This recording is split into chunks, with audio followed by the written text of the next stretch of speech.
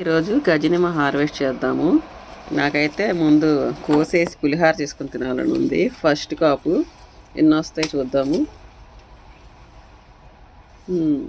కొన్ని చిన్నగా ఉన్న కట్ చేస్తున్నానండి, మళ్ళీ పూత వస్తుంది, దానికి చాలా వస్తుంది.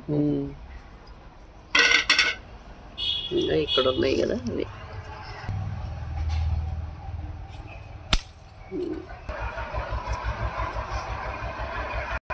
ఇదిగా ఇక్కడ ఒకటి ఉంది.